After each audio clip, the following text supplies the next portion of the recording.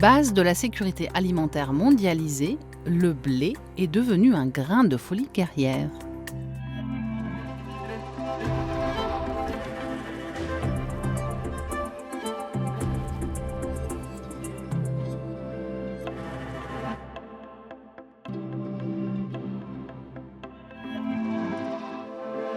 Pour en parler, 3 invités issus de différents continents.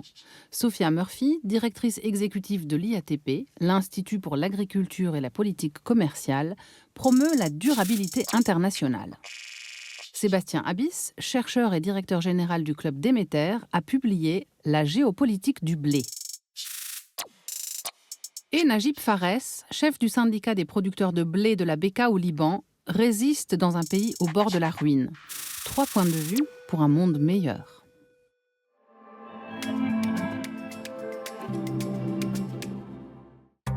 Photo prise par Peggy Schucker en juillet 2019 à Eisenhüttenstadt, dans la région du Brandebourg, en Allemagne. The first thing I see when I see it now is the Ukrainian flag. So that was not true before, February 25th. But now when I see it, I see that. And I guess I see a blessing. The Bible is full of references to wheat as the staff of life, for example, because of the importance of food for survival, and wheat as a food in our culture for the last at least 4,000 years. There are different cereals that do that in different parts of the world, but for European and North American culture, wheat is that food. It transcends money, transcends other aspects of our economic life because it's so basic, like shelter, like clean water. Cette photo de céréales représente 2 choses à mes yeux. La récolte qui s'annonce, et donc la nécessité de pouvoir la faire, puisque des récoltes céréalières et agricoles dépendent de la sécurité du monde, puisque nous avons tous besoin de nourriture. Et en même temps, on voit un ciel orageux et menaçant.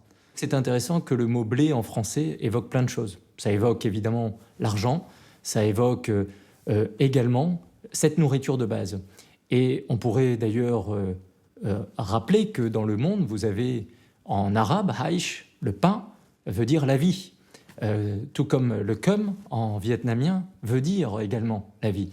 Les céréales, le pain, un certain nombre de produits alimentaires de base ont des significations qui dépassent la vocation nourricière, sont chargés de symboles, illustrent bien l'importance sur le temps long d'avoir de la nourriture pour tous. La sécurité alimentaire, c'est d'abord peut-être de rappeler qu'en 2022, 8 milliards d'habitants sont dans la même situation que les premiers hommes sur cette planète Terre, c'est-à-dire nous avons besoin de nourriture pour vivre, c'est un élément essentiel. Nous avons besoin de nourriture pour avoir de l'énergie et nous développer. هذه الصورة من أيام أجدادنا من أيام الرومان، نحن اللي بقى كان إهراءات روما، وإن شاء الله نحن ثابتين بأرضنا ورح نضلنا نعطي مثل ما هالأرض عم تعطي، رح نضل ثابتين بأرضنا ونعطي نحن قد ما فينا. القمح بتعني لنا الوطن، بتعني لنا الغذاء، بتعني لنا الثبوت بأرضنا. بتحس بقوة الطبيعة وتعليقنا نحن نتعلق كمزارعين نحن بالطبيعة. يعني مع الأسف مع تقصير عنا الحكومات المتعاقبة ما في عنا أي رمز يعني ما بتعني لنا شيء القمح كدولة، أما كمزارع أنا بتعني لي كثير. يعني هي أمن غذائي للمواطن، يعني بتحس إنه أنت إذا أكلت بس قمح أو من أنواع القمح أنت اكتفيت بكل شيء، البروتينات اللي بتعطيها يعني.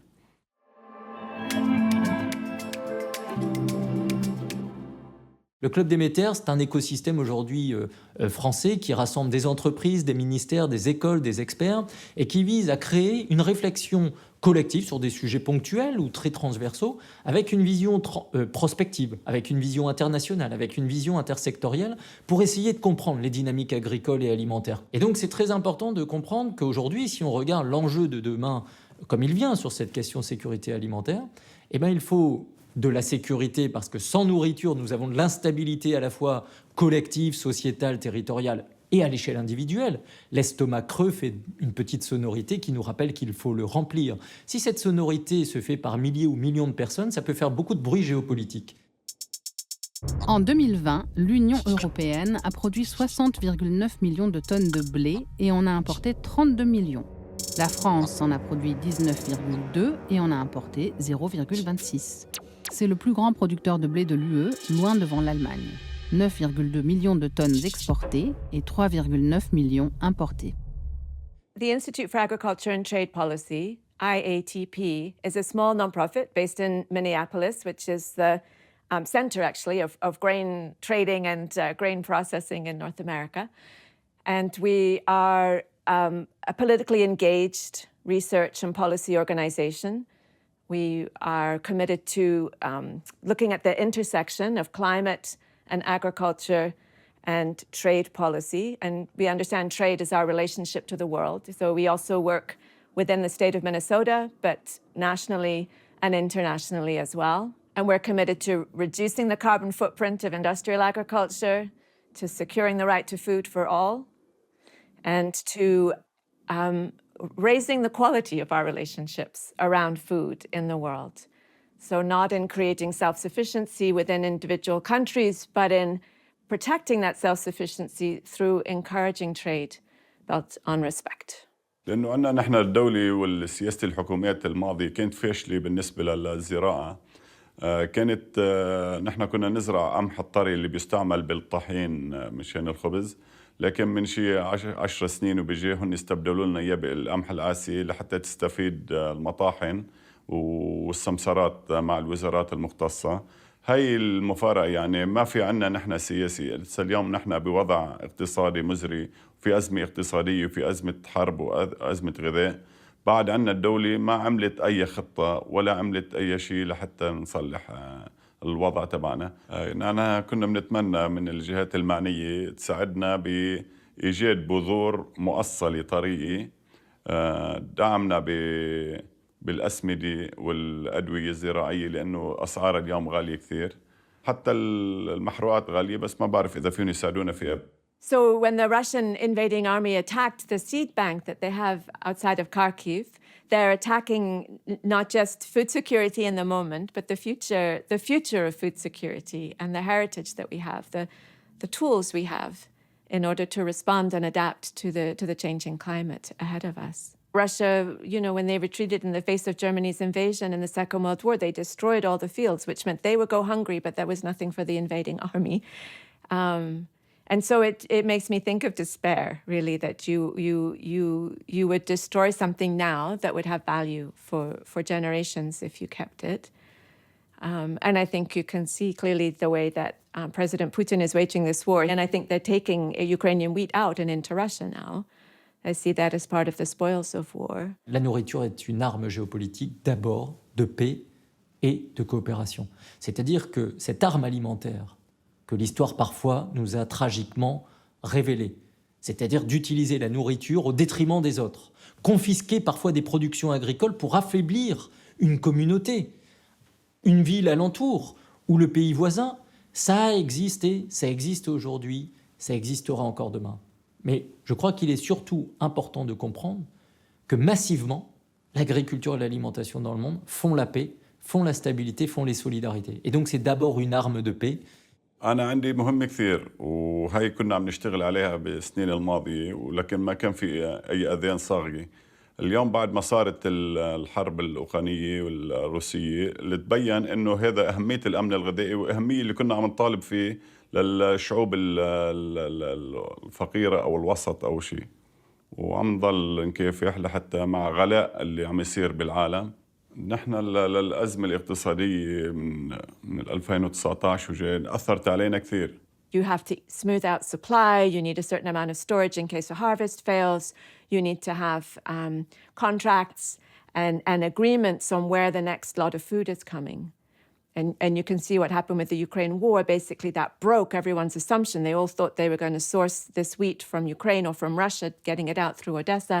When that cuts, you start to say, okay, how can I get around, in this case, a Russian blockade of the ports and get access to that grain? Le grand problème géopolitique du monde aujourd'hui, c'est qu'il se détricote. Certains pays veulent désoccidentaliser la marche du monde. Et nous avons des pays qui continuent à penser que le monde entier souhaite ressembler aux valeurs occidentales ou européennes. Et donc nous avons, dans le cadre agricole et alimentaire, des vrais risques, non pas simplement de récolte et d'inflation alimentaire et de tensions d'accès à la nourriture pour les plus pauvres, mais également des risques de prise de décision politique qui ne correspondent pas à la réalité des marchés et des besoins. Et ces risques de décision politique, elles sont notamment liées à la volonté éventuellement de protéger le marché intérieur, ce qui peut s'entendre, mais parfois qui n'est pas responsable par rapport à l'importance de partager les productions agricoles et alimentaires compte tenu de ces inégalités et de ces enjeux de commerce, un commerce qui doit être nécessaire quand il est nécessaire. صحيح نحن أورثنا الزراعة عن أبائنا وأجدادنا لكن الطرق اختلفت كثير. صار في عنا طرق متحضرة والإنتاج عنا عالي كثير من ناحية البذور تأصيل البذور من ناحية الري من ناحية الأسمدة وإرشاد الأسمدة والأدوية. سنة ال90 وجاي كنا ناخذ نحن قروض من البنوك تساعدنا كثير أو من الشركات الأدوية ندفعها بس يطلع الموسم. أما اليوم الأمور صارت صعبة أكثر كثير صار كله فريش ماني عم نواجه متاعب كثيرة بس بالنهاية المزارع يعني بده كافح نحن إن شاء الله بدنا نضل مستمرين بأرضنا لكن بالنهاية المزارع يعني ثابت بأرضه وبياخذ قوته من الأرض ومن الطبيعة. En 2020, le Liban importait 630 000 tonnes de blé et en exportait 764. En 2019, avant l'explosion dans le port de Beyrouth, le pays importait 100 000 tonnes de blé en moins et en exportait presque 7 000. يعني أنا كشخصياً بالزراعة تبعتي عم عاني مثل أي مزارع عم يعاني من المشاكل من مشاكل رفع أسعار المحروقات ورفع أسعار الأدوية والأسمدة وفي ظل غياب تام للدولة ولأي جمعيات ثانية عم بتساعد أنا وإخوتي والقريبين منا عم نضل بأرضنا. نحن عم نستمد قوتنا من سنبلة القمح اللي بتزرعها حبة بتعطي عدة سنابل بتزرع حبة بطاطا بتعطيك عدة حبات يعني هيدي عم نستمد القوة من هيدي الزراعات اللي نحن فيها. نحن عندنا حزن كبير يعني على سفر أو السفر عدة مزارعين من الوطن من هون وهن هذا اللي بدهم إياه هذا اللي عم يشتغلوا عليه لحتى يهجروا الشعب اللبناني والمزارع اللبناني لكن نحن بثقتنا بربنا كبيرة وبربنا سبحانه وتعالى إن شاء الله رح نضل ثابتين بأرضنا ورح نتعاون نحن وكل مين بيحب لبنان ورح نضل بأرضنا. Lebanon has many challenges, and this is the latest one in a series of challenges for the Lebanese economy and for its food. And if Ukrainian farmers can't plant their fields, that also will disrupt the future production of the food. But there are other foods that can be eaten. Egypt, for example, is arable land. You know, the land is flooded by the Nile. They grow many other things. And the wheat is partly important because the governments have chosen to make it important. Cheap wheat from the US was one of the ways in which the government would buy goodwill or cooperation on its political objectives. And that came at the expense of local food systems. Canada was a food aid provider, but never on the scale that the United States was. And so there was a much smaller role than the United States in using food as a kind of instrument of diplomacy and sometimes an instrument of war. So the US, I would say, was a much more aggressive actor, partly because of its foreign policy, its importance as a superpower, you know, the Cold War. There's a long history, but it clearly used wheat and food aid, in particular in Israel, in Egypt. It's part of Egypt's history of dependence on wheat. Soit on dit à la population, vous allez payer beaucoup plus cher votre nourriture, et souvent la population explique qu'elle n'en a pas les moyens, et c'est malheureusement le lot tragique d'une partie de l'humanité qui n'a pas plus de pouvoir d'achat pour se payer cette nourriture de base, soit ou alors les pouvoirs publics achètent la paix sociale par des subventions, c'est-à-dire que les dépenses de l'État vont être massives pour soutenir le prix de l'alimentation de base, ce qui coûte, dans le cas de l'Égypte, des milliards de dollars chaque année. Donc, les grands risques se situent là. Il ne faut pas oublier la variable énergétique, puisque les engrais qui sont nécessaires à l'activité agricole proviennent aussi massivement de Russie et d'Ukraine, également de Biélorussie, et que le manque d'engrais dans les agricultures mondiales, leur renchérissement ou leur manque, puisque les prix augmentent et les volumes en échange diminuent, peuvent impacter les récoltes à venir, puisqu'il faut des engrais pour produire des céréales.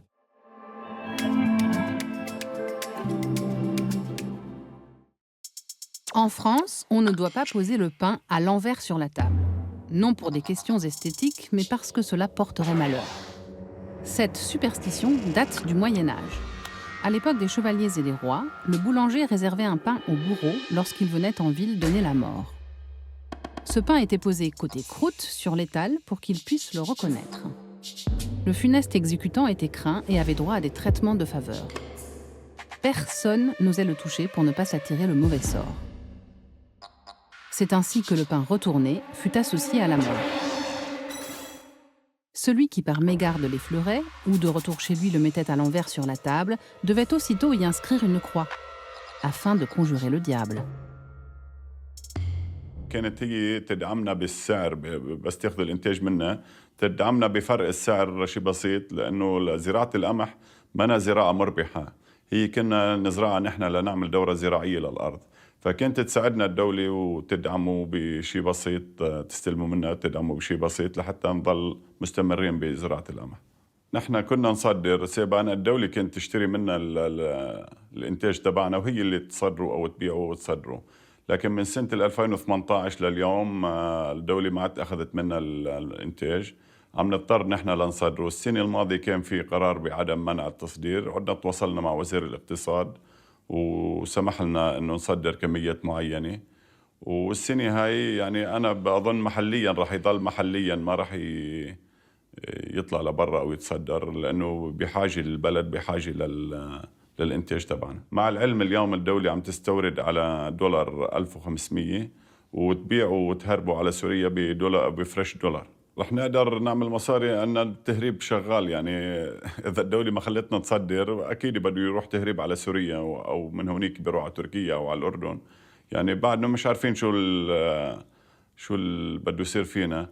حكى وزير الزراعة من شي شهرين إنه عمل خطة زراعية أو الحكومة لكن نحن كشأن معنيين بهالشأن أكثر شيء ما تواصلوا معنا ولا في شيء بعدين عرفنا إنه هذا ضر رماد بالعيون بس ليقطعوا مرحلة الحكومة. There are 4 companies that basically control an estimated 80% of the cereal trade. So you know most of the food is grown and eaten within the country's borders.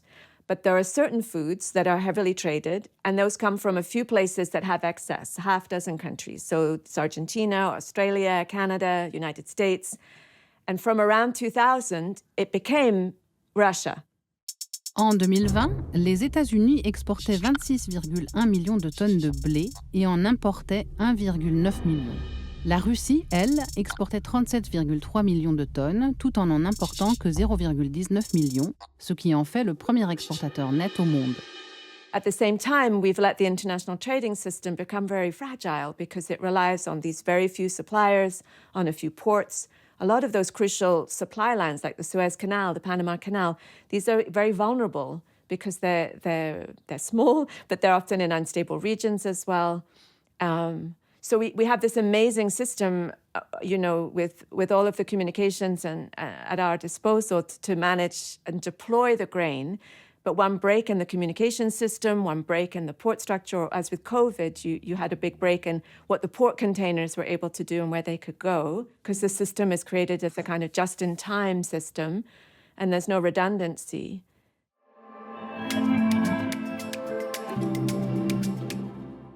Nous savons qu'il va falloir produire plus dans certaines régions du monde. Très clairement, prenons le continent africain, population va doubler dans les 30 prochaines années. Nous avons un continent africain qui malheureusement n'est pas géopolitiquement stable partout. Et donc ce continent va devoir augmenter sa production agricole dans un contexte géopolitique peu évident, un contexte climatique difficile, de très grandes disparités entre les territoires, mais on sait qu'il va devoir produire plus. Ça veut dire qu'on va avoir des productions européennes parfois nécessaires pour donner des besoins et des approvisionnements sur certaines cultures ou sur certaines années climatiquement difficiles à certains pays.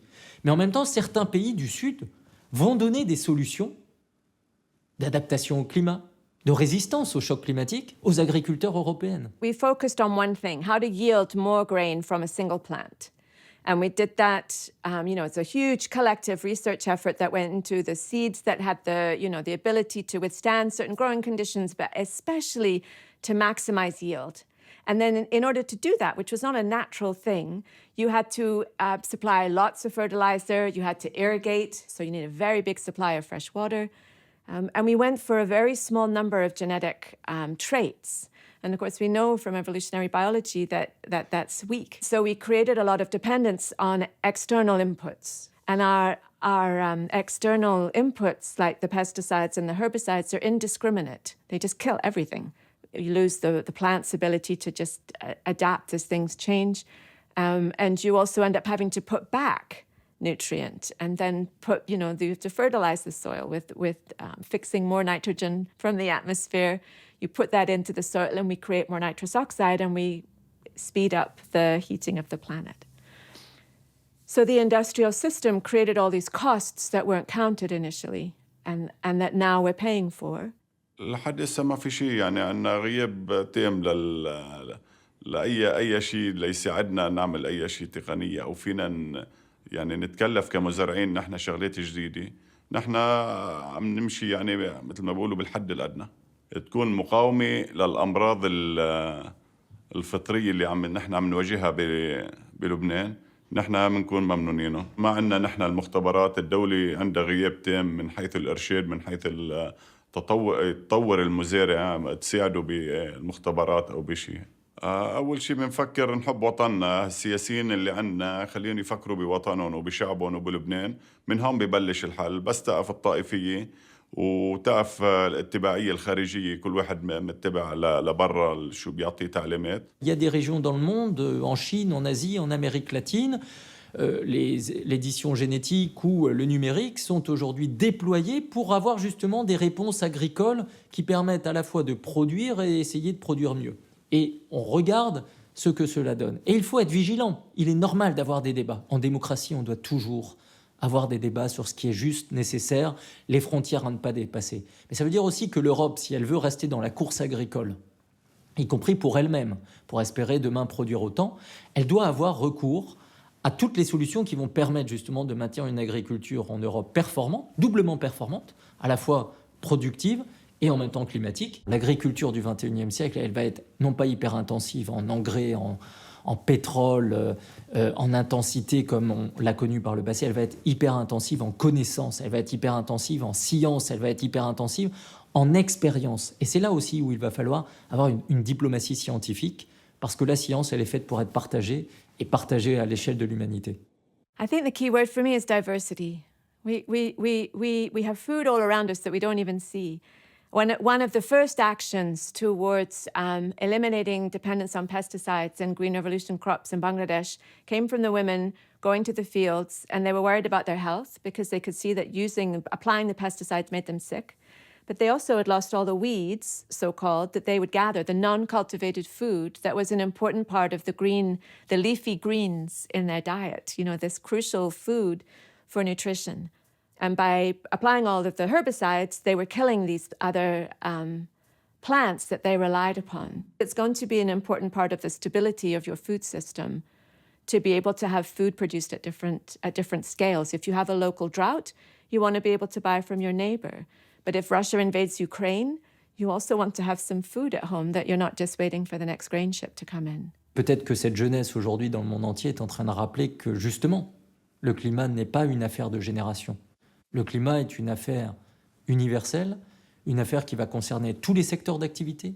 Et on sait, depuis des années, les travaux du GIEC le montrent bien, quelles vont être les conséquences principales d'une planète dont le climat déraille ou d'une température qui graduellement se réchauffe. On sait que le secteur le plus concerné par les changements climatiques, ce sera le secteur agricole. Et donc, la jeunesse qui interpelle la communauté internationale, les décideurs, les financeurs sur le sujet du climat, en creux, elle interpelle sur l'importance de l'agriculture. Cette jeunesse est en train de nous dire que le climat n'est pas que l'affaire du siècle, n'est pas que l'affaire de cette génération, puisque cette même jeunesse va vieillir et demain rappellera justement que ce climat est un sujet permanent, puisque de toute façon, vous avez une intimité complète entre climat et agriculture. أكيد نحن معها ومع يعني هالشباب وهال عم يعملوه بالنسبة للتغيير المناخي، بس عندنا بالدولة مع غياب الدولة ما فينا نطالب نحن بالتغيير مثلا هاي الشغلات هيدي، لأنه ما في عنا مساعدات من الدولة استبدال نحن المحروقات بالطاقة الشمسية كبديل يعني أو شيء من هالشيء. نحن منأيد أكيد منأيد ومنشجع، بس لكن بلبنان للأسف ما قادرين نقف حدهم. I mean, I wish it wasn't necessary, but I find it inspiring. I think it's crucial. And I think the anger, I think any of us with young children, I have 2 adolescent children, you understand a lot of despair and a lot of anger at the waste and the time gone. But after that, we need to deploy all the science we have. We know a lot about how to do differently. It shouldn't just be a cri de coeur. You know, we know how to do this better. We don't need to be creating deserts of wheat. We don't need to be eating too many empty calories. We don't need feedlots where 100,000 cattle mill about generating methane. So then with that, you need the action that comes, and that has to come. That has to come from people like me and who we vote for, an older generation, and it has to come from the decision makers. But I'm glad there's the pressure to make a difference. 2052, le blé n'est plus une arme stratégique, la presque totalité de la planète mange sans gluten. Square Idée, c'est fini pour aujourd'hui. Mettons-nous au riz.